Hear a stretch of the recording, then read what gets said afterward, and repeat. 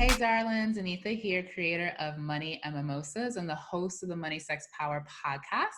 In today's video, I'm going to be talking about being a rich woman and why you need to let go of your poor friends in order to truly be the rich woman that you are meant to be. Before I dive into that part of the video, that information, I want to share my definition of rich, because rich can mean lots of different things to different people. And I want us to both be on the same page as to where I'm coming from. This isn't to say that you're going to agree with my definition. It's really not for you to necessarily agree with. It's just so you are clear on where I'm coming from. And then that will help frame what I share later in this video.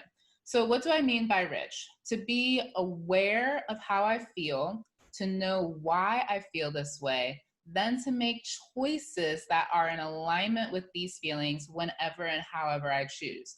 For me, being rich is synonymous with embodying the fullness of my womanhood. The fullness of my womanhood is expressed through the trinity of money, sex, power.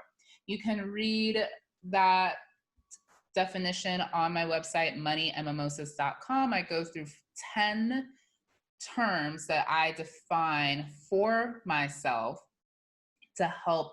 It was for me to get clear on what I mean by these words when I use them, and then also for anyone who comes across my work, my craft, for them to know where I'm coming from. It's not up for debate how I define these words. It's more so that we're both clear as to, like I said, where I'm coming from. And so that's the definition that I use when I refer to being a rich woman.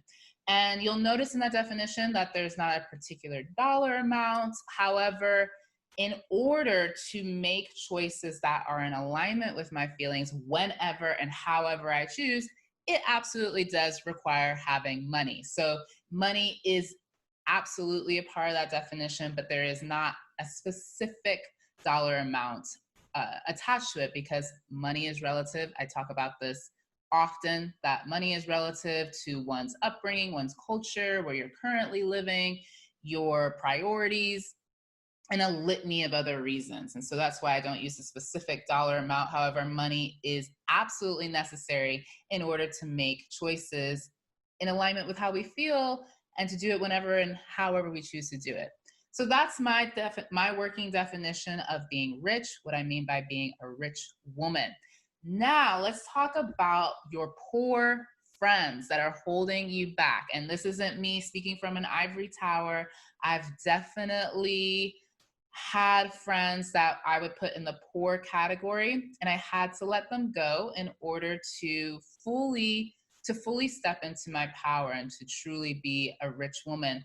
And it's a continual process where I'm always evaluating and reevaluating relationships in my life, whether they're healthy for myself, and if there needs to be a shift, or if the relationship needs to dissolve and I need to move on, and hopefully the other person can move on as well. But we don't have control over the other person. We only have control over our own actions. So when I talk about poor friends are, again, because we know that rich doesn't come with a specific dollar amount. It's not necessarily friends that have a specific amount of money in their bank account or a specific net worth.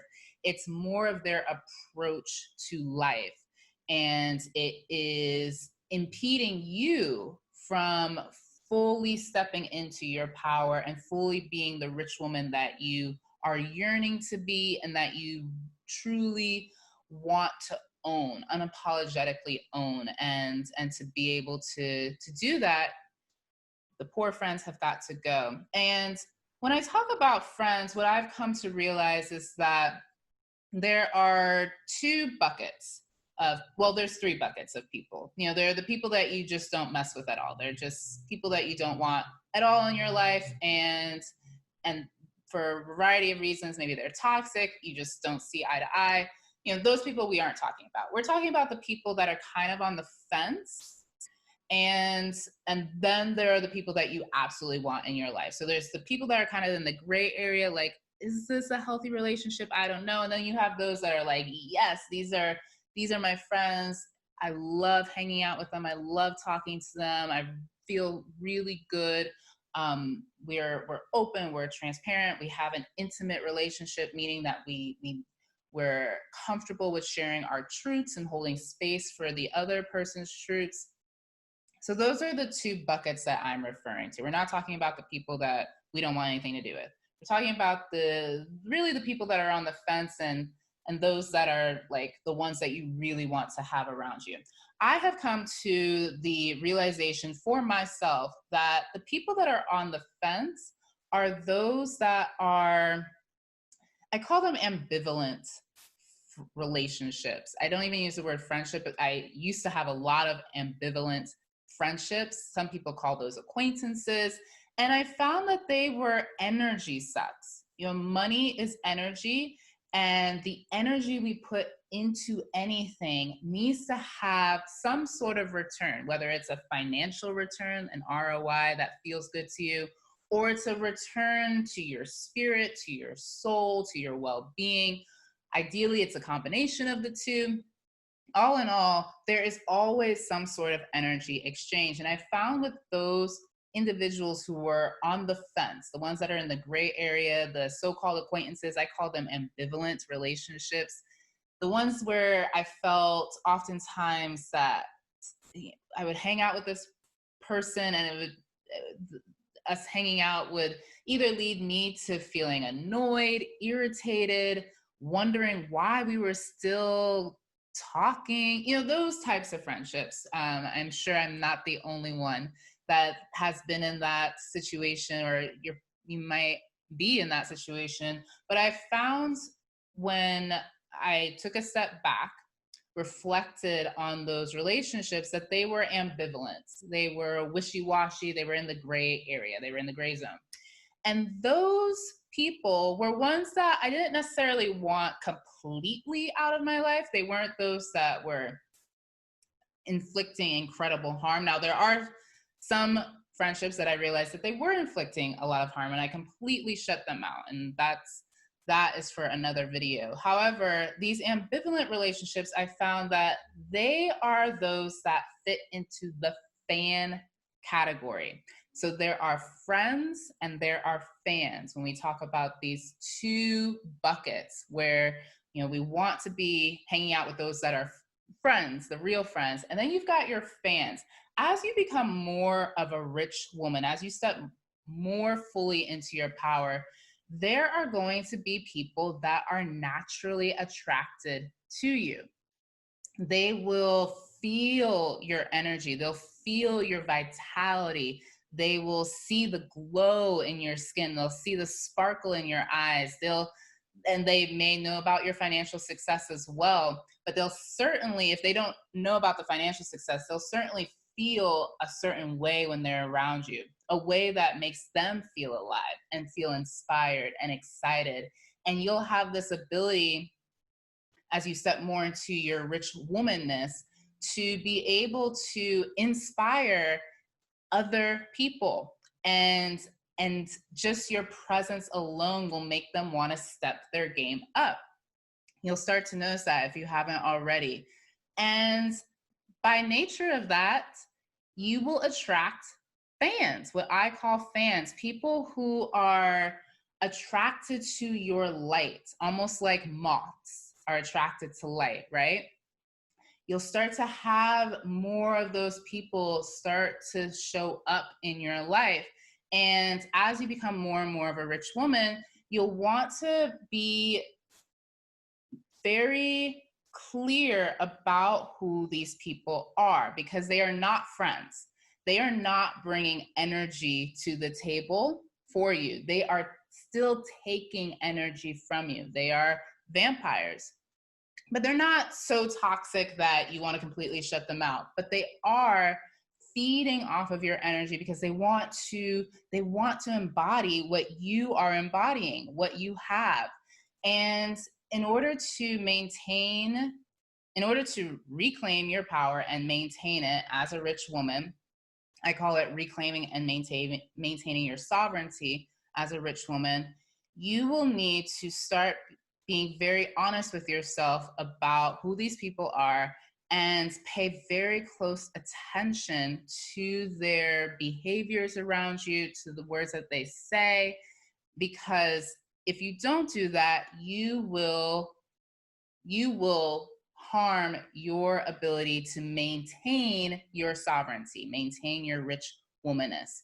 These individuals who fall into that fan category are usually not aware of what they're doing, and meaning that they're not conscious that they are vampires, that they are feeding off of your energy, but they are aware that you have something that they want to embody. And the issue with the fans is, yes, they are sucking energy from you, one. And then two, if they are not proactively doing the inner work that you are doing as a rich woman, they will start to see that they cannot embody what you have, which then their fan like nature will turn into envy. So they will go from being someone that is like all about your work, all about you, very supportive, uplifting, encouraging, and then it'll turn into low key sabotage, like low key envy, and they'll start making snide little comments because they are starting to feel inferior around you. At first, they're excited to get to know you more, excited to support and to help, because whether it's, for some of them it is conscious, many of them it's subconscious, they want to be you and they want to embody what you have. And then they'll realize rather at some point, oh, in order to embody what this rich woman has, I've got to do some heavy lifting, I've got to do some inner work. And they'll either do it, some of them will, most of them won't though. And they'll start to feel envious and jealous, and they will, like I said, start making those little snide comments, passive aggressive comments, and start to drain your energy and take your focus away from what you need to be focusing on in order to maintain your sovereignty and maintain your rich womanness. And so when you think about your friendships, it's necessary to think about it in terms of an energy exchange. Just like money is an energetic exchange, the friendship relationship is also an energetic exchange. And unfortunately, many women especially are not intentional in this area of their life. I've found that most women actually just kind of fall into relationships without truly being clear on what is the relationship, what is this friendship, and they certainly aren't clear on their own standards. So just like if you are dating and you're looking for a romantic partner, you've either made a list of qualities that you're looking for, or you have a sense of what you're looking for. You've thought about past romantic relationships that they didn't last, but there were some traits that you may have liked in the former people, some traits that you didn't like. And you start to, come up with your own working list of, okay, these are the things that I'm looking for in my next romantic relationship. And if you're in a state where you're looking for something long-term, then you've likely thought about that often, about what am I looking for? What really complements me? What really suits me? You've also probably started working on yourself too, in terms of, well, if I'm asking my future romantic partner to be clean, someone that that cleans up after themselves, you'll know that you also have to bring that to the table as well. You can't be a slob, right? So, as an example, and that is something that a lot of women do intentionally, is think through those things. But when it comes to friendships, they aren't applying that same intentionality to that area of their life. And in order to be a rich woman, we are intentional in all areas of our life. Every aspect of your life has an intention. You are clear on your standards. You're clear on what works for you, what doesn't work for you in all aspects of your life. This is money, this is relationships. And today we're talking about friendships specifically. Bringing intentionality to this area of your life is necessary because it's an energetic exchange. And that energy cannot just be doled out. Like, you wouldn't think to just like hand money to everyone that you walk past, right? So why would you hand out your friendship to anyone, and anyone that has a nice smile or shares one similar interest with you?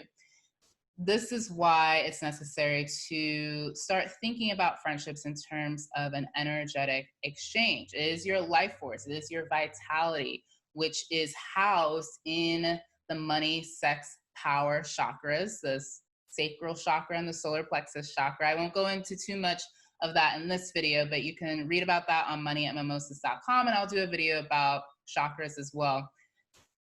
Oftentimes when we think about our vitality, our life force, we only think about it in very narrow ways when it comes to money, sex, power, but friendships also lie within that vitality, within your life force. And that's why letting go of poor friends is necessary, because if you don't, they will be taking away from your vitality and your life force. So I'm going to refer to my notes now and talk a little bit about how you can start to differentiate between friends and fans, because fans are great. You don't want to maintain close relationships with them, because again, they will take from your energy. However, they aren't like super toxic. They are, to a certain extent, supportive of your work. You know, those are people, if you maintain clear boundaries, they will share your work with others. They will, send you an email saying, hey, loved your last article that you wrote, loved the video that you did. Whatever your particular career, personal brand entails, they will support it if you, as the rich woman, maintain clear boundaries. And so in order to see the difference between friends and fans, you really have to start with yourself. As a rich woman, we know that our outer world reflects our inner world. That's where our power lies. When we realize what I am experiencing in life, I have complete control over, if I turn inward and see how I can adjust my energy so that the outer world reflects what I truly desire. And so the first thing you want to do is be clear about your definition of what a friend means. Look at other people's definitions of friendship in order to get a sense of what friendship is. Aristotle came up with three types of friends rather. Look at his definitions of friendships. Look at other people's articles around friendship, so you can start to see what are all the possibilities out there, and then start crafting your own definition of what a friend is. And don't feel like you have to limit yourself. Don't feel like you're being too much. Say, for instance, if you define a friend as someone who you and they text each other daily, that's something that you need, perhaps go for it. If you're someone that's on the other side of the spectrum, where you're like, you know what, I'm a friend that prefers like once a month contacts. Like, I remember talking to one woman who said that she checks in with her friends on every full moon, and that's when she catches up with them, and that's her time to talk to friends. And throughout the rest of the month, it's kind of sporadic, but it's really once a month where she catches up with them. And so if that's more your flavor, more your style, great. If you're more the daily person, the daily interaction person, fine. Own it though. You really have to define what friendship means to you first and foremost, so that you can start to have a clear idea of who would be a good fit for you. Then you want to remember, like I said, that it's an energetic exchange. And so you want to know, what is the energy? How do you want that friendship to feel? Do you want to leave each conversation feeling inspired, motivated, comforted, nurtured? What is it that you want from each friendship, in terms of the energetic exchange in the friendship? Now, each friend can provide something a little bit different, because every person is different. However, you have a sense of what you need from these types of relationships. So for some of us, as rich women, we want friends who motivate us, that inspire us. For others, you maybe you are someone that needs friendships that you can just let your hair down with them all the time, and feel nurtured and comforted, and kind of like chicken soup for the soul type of friends. So that is something that you'll have to determine for yourself. What is that energetic exchange that you are yearning for in your friendships? And then you want to think about, are you of equal yoked? Are you equally yoked? Now, that's a biblical term that I don't ascribe to Christianity in the traditional sense. However, I do believe that there are truths in any religious text that we can pull from. And in the biblical sense of equally yoked, it's referring to the romantic relationship. But I believe we can apply this to the friendship as well, because you want to be on some sort of same wavelength as the other individual, because otherwise it turns into a vampire situation where one person's always sucking the energy and the other person's always giving the energy. So you want to think about that, and you want to think about what that means to be equally yoked as well. For some people it can be in the financial sense, like, are they doing as well as you financially? For some of you, it could be, on a spiritual level. Like, are they pursuing the same truths that I'm actively pursuing in my spiritual life? So you have to determine what that means in terms of equally yoked for yourself. And to go along with that, keep in mind that the 5 people you hang out with the most, they are a reflection. You will be the average of the net worth of those folks. And so you want to keep that in mind. It sounds harsh, but the people that we hang out with the most influence us the most. They are usually the source of the most information that we get. And so you want to make sure that the people you're surrounding yourself with are on that same financial path as you, meaning going upwards. And keep that in mind, that you will be the average net worth of the 5 people that you surround yourself with. Now, if you are a rich woman and you're in the beginning of your financial journey, in terms of embodying your rich womanness and fully stepping into your financial power, keep in mind that you want to ensure that you are not that person that is sucking energy from other people. Now, we have all been rich women in training. I was a rich woman in training for many years. I can honestly say that I am in my rich womanness. I'm in my full queen power. And in the beginning, I wasn't, though. And so to try to become friends with someone that was in her full queen would have been out of integrity and out of alignment, because I would have been that vampire sucking energy from her. Instead, you want to see those people, if you're striving, if you see someone that you admire and you're striving as a rich woman as a rich woman in training, in order to stay in integrity, be honest with yourself about where you match up with that other person. And be sure that you embody the idea that this person is more of a mentor. They are not a friend. Not that they couldn't be a friend, because they could be a great friend and loving and caring and all of those things, but you have to be in your own integrity and realize, I'm not of equal yoke of this person. I truly see them as someone I admire. And I don't believe that that's healthy within friendships, to be in such an admiration. To see you can be inspired by friends, but to be in complete awe all the time of them is unhealthy. So you want to be mindful of where you are in relation to someone that you may be admiring, and be honest with yourself that, hey, this person is a mentor for me. Be open and honest with them as well. Like, hey, I really admire what you've built, what you've done. And I'm honored to have any type of relationship with you. It's that type of truth. It goes so far, so far. And it's really being truthful. Being honest with your own self is a big part of being a rich woman. So keep that in mind.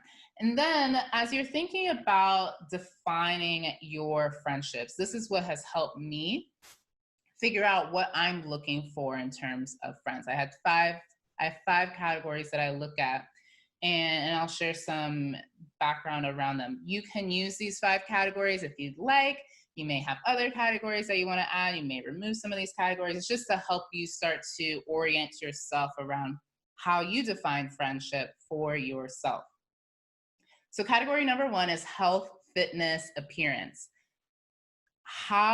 Just like if you were looking to find a romantic partner, health and fitness would be something that's on the table. And as rich women, we know that health is wealth. And working out, being fit is a part of being a rich woman. And as you're defining what friendship means to you, what does the health, fitness, appearance aspect of that mean for you? There's one woman that I'm thinking of that she was unapologetic. She said, "I'm only friends with pretty girls, pretty friends only." And that's her choice, though, right? There's nothing wrong with being honest with yourself and holding that as a standard. So whatever that means for you, health, fitness, appearance, think about that and how you want that to show up in your friendship. And also keep in mind that whatever standard you set for the friend, you also have to uphold for yourself. So if you want, the saying goes, if you want a friend, be a friend first. So any of these categories, whatever standard you set, you've got to hold yourself to that bar also. So that's category one, health, fitness, appearance. Category two is career. Career can be they own their own business, they may work for a corporation, whatever the case is. For some of you, you may only want to surround yourself with other entrepreneurs, other creatives. You may want a blend of creatives, entrepreneurs, corporate folks, artists. But where are they in their career, regardless of which bucket they fit in? If they fit in the entrepreneurial bucket, creative bucket, corporate bucket, I don't think that matters as much as it does where they are in the spectrum of their career. And you have to define what that means for you. Interests. What are they interested in? So are you someone that loves to talk about history, philosophy, culture, celebrity life, current events? Are they also interested in those same things? Just like a romantic partner, you want friends who have similar interests. Now, it is great to surround yourself with folks that have varied interests from you, because you both can bring a different flavor to the table and you can learn something from each other. So that's not to say that they're interested in the exact same thing all across the board. Just like a romantic partner, you're not interested in all the same things across the board, but there has to be some sort of commonality so that you can have a fruitful conversation and have a healthy relationship. So think about that. What are the interests that they have, and what interests do you have that you would like mirrored in them as well? Category number 4, outlook on life. So for some of you, self-actualization is, I would say, an outlook on life. You are yearning to be the fullest expression of yourself. So does the friend also, the one that you're considering as a friend, reflecting on your friendship, do they also hold that same outlook on life? Or do they feel that they don't have to do any inner work? If that's the case, then I would say that there's a mismatch there. So think about what your own outlook is on life, and what you would want reflected in the friend in terms of how they also look to life, and what are they yearning for? What are they striving for? Is it in alignment with yours? What are you yearning for? What are you striving for? And then the last category is energy exchange. So what is the type of energy exchange that you would like to have in the friendship? I mentioned this earlier, so is it a friendship? In your friendships, are you looking to be inspired? Are you looking to be motivated? Are you looking to be comforted, nurtured?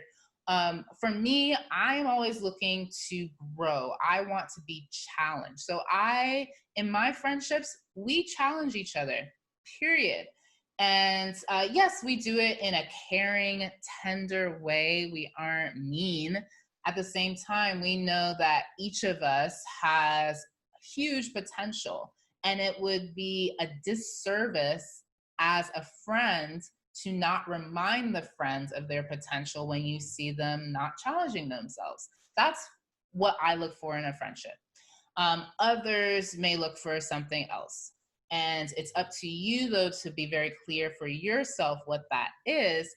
And it's up to you to be clear on what that energetic exchange is so that you know what you're looking for in a friendship. And so you can clearly see if someone's a friend or a fan from your perspective, and then know if you want to invest the energy into that relationship or not.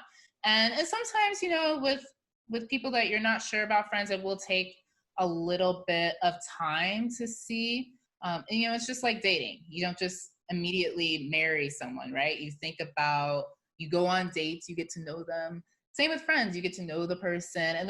But once you're clear on these areas for yourself and your definition of friendship, you'll be able to assess whether or not this is a relationship that you want to continue to invest your quality energy into. In the comments below, I'd love to hear your definition of friendship.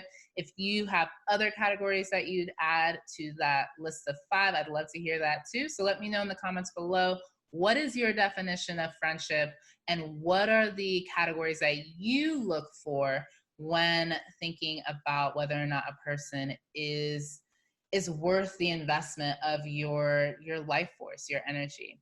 Thanks so much for watching, and I'll talk to you soon.